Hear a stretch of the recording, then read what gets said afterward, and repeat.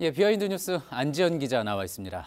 안 기자, 첫 번째 키워드부터 볼까요? 네, 첫 키워드는 오전 11시 50분입니다. 예, 뒷 배경 사진은 더불어민주당 회의실 모습인데 어떤 내용입니까? 네, 오늘은 키워드 설명 전에 만평부터 보고 시작하겠습니다. 예.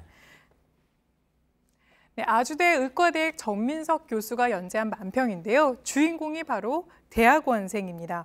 보시는 것처럼 교수님을 뵙고 싶은데 실험 이야기를 해야 되는데 오래 이야기하면 고단하다. 그러니까 짧게 이야기하고 싶다. 그러면서 교수님을 찾아간 시각 보시는 것처럼 오전 11시 45분입니다. 예. 그러니까 통상 점심시간 직전인데요. 기대했던 대로 교수님은 점심을 먹어야 하니까 짧게 이야기하자 이렇게 답을 합니다. 예. 그래서 이 만평의 제목이 여기 나와 있는 대로 짧게 이야기하려는 꽤 이거군요. 상당히 좋은 아이디어인 것 같은데, 자, 이 만평 언급한 이유가 뭡니까? 그런데 공교롭게 오늘 민주당에선 이해찬 대표 기자간담회가 열렸는데 그 시작 시각이 공교롭게도 점심시간 직전인 오전 11시 50분이었습니다. 예.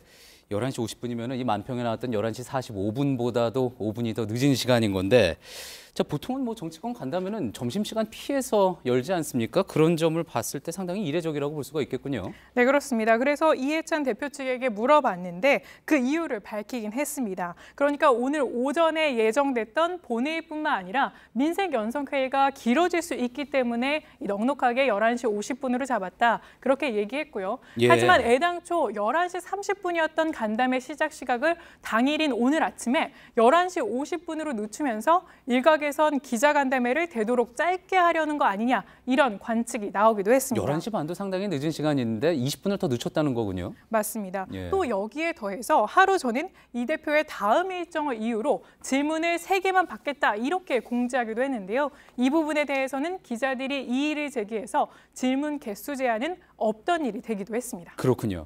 시작 시간을 다소 좀 늦은 시간에 잡을 뿐만이 아니라 질문 수도 3개로 제한을 했기 때문에 아까 봤던 그 만평처럼 간담회 시간 자체를 줄이려고 한 것 아니냐 뭐 이런 오해를 나올 수도 있었다는 그런 이야기군요. 자, 그렇게 시간이 부족했다 그러면 아예 날짜를 바꿨어도 됐을 텐데 왜 안 그랬다고 합니까?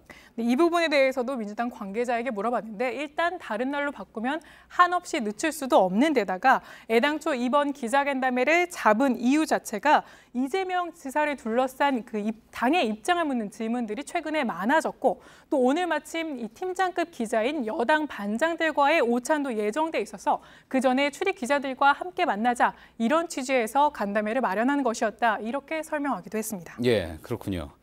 자, 그러면 간담회 분위기는 어땠습니까? 네, 그동안 이해찬 대표 이재명 지사에 관련 질문만 나올 때마다 다소 불편하고 예민한 이런 반응을 보인 바 있었습니다. 그러나 오늘 분위기는 사뭇 달랐다고 하는데요. 이전 모습과 오늘 모습을 함께 보시면 그 차이가 확연하게 구별되는데 한번 지켜보시죠. 예. 당에서 어떤 조치하실지 한번 말씀해 주시죠. 그만들 해 이제. 오늘 최고위에서는 좀 논의가 안 나왔나요? 그만하라니까. 이 사건의 구체적인 내용에 관해서 우리가 잘 몰라요, 실제로가. 이런 부분들을 보고서 우리가 판단을 해야지 현재로서는 어떤 정무적인 판단을 할 단계가 아니라고 보고 있습니다. 예, 그러니까 이제 앞에 봤던 화면이 이제 지난 19일이었고 이제 뒤에 봤던 화면이 오늘 화면이고 분위기가 좀 달랐다는 거군요. 맞습니다. 또 오늘 기자간담회 질의응답 시간에는 이재명 지사 관련한 질문이 4개 연달아 나왔는데 이전에 비하면 이렇게 질의응답에 제한 없이 답하는 모습이었습니다. 예, 그렇군요. 다음 키워드로 한번 가볼까요? 네, 다음 키워드는 민문이에서 얼룩무늬입니다. 예, 판문점 공동경비구역의 남북 군사들 모습인데 어떤 내용입니까? 오늘은 판문점에 있는 북한 병사들의 군복 얘기를 하려고 합니다. 최근 그 군복이 바뀌었다고 하는데요. 먼저 예전 사진부터 한번 보시겠습니다. 예. 예전 사진인데 보시는 것처럼 이렇게 민무늬 군복이고요. 예. 또 전투모는 이렇게 전혀 다른 무늬의 전투모가 있습니다. 상당히 익숙한 모습이죠. 그동안 공동경비구역 나왔을 때 이런 모습 많이 봤으니까요. 네, 맞습니다. 또 허리띠 주변에 보시면 이렇게 무전기와 권총도 보이는 모습입니다. 예. 자, 그런데 어떻게 바뀐 겁니까? 네, 그런데 최근 바뀐 모습을 한번 사진으로 준비해봤습니다. 아. 바로 이 모습인데요. 예. 바로 무늬 자체가 이렇게 얼룩 무늬로 바뀌었고 전투모도 같은 얼룩 무늬로 바뀌었습니다. 예. 또 자세히 보시면은 전에 없던 선글라스와 이렇게 귀에는 이어폰에 찬 모습도 보이고요. 또 허리띠에는 이렇게 권총은 사라졌지만 대신 판문점 글씨가 써져 있는 완장을 차고 있는 모습입니다. 예. 상당히 뭐 예전의 모습보다는 요즘 보통 군인들, 전 세계 군인들이 보통 입는 군복 같은 그런 좀 익숙한 그런 모습이군요. 네, 맞습니다. 그런데 이 사진들은 중국 베이징에 본사를 둔 북한 전문 여행사인 고려투에스의 리치비 매니서의 인스타에 올라온 사진을 저희가 이처럼 가져온 겁니다. 그렇군요. 뭐 전반적으로 봐서 어쨌든 익숙해진 그런 군복의 모습이기는 합니다. 그런데 이렇게 바꾼 이유 뭐라고 설명이 있습니까?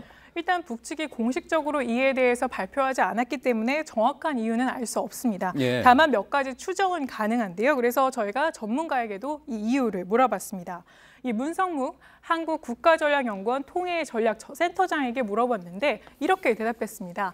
외부 시선을 의식할 수밖에 없는 상황이어서 변화를 준 것으로 보인다. 이렇게 얘기했습니다. 그렇군요. 원래 이제 군복을 그런 속칭 말하는 개구리 모양으로 바꾸는 거는 이제 위장 능력을 높이기 위해서 그런 군복을 많이 입는데 사실 공동경비구역은 그렇게 위장이 필요한 곳은 아니기 때문에 왜 그렇게 바꿨을까 궁금한 대목인데 지금 문성묵 한국국가전략연구원 통일전략센터장은 외부 시선을 의식해서 그랬다. 그런 대답이군요. 네, 최근 남북 합의에 따라서 JSA를 비무장화하기로 합의를 했습니다. 예. 그러니까 JSA가 대외 개방 흐름으로 가면서 앞으로 일반인도 왕래가 가능해졌게 됐고요. 그러니까 북한 병사들이 해외 관광객들에게 노출될 수밖에 없는 그런 상황이 된 겁니다. 또 이 밖에 남북한 병사들이 함께 근무하기로 하면서 여기서도 남북한이 비교되지 않게 세련된 느낌을 주려고 한 거 아니겠느냐 이런 관측이 나오고 있습니다. 예. 어디까지나 뭐 우리 쪽의 관측이라고 볼 수 있는 거겠죠. 잘 들었습니다. 비하인드 뉴스 안지연 기자였습니다.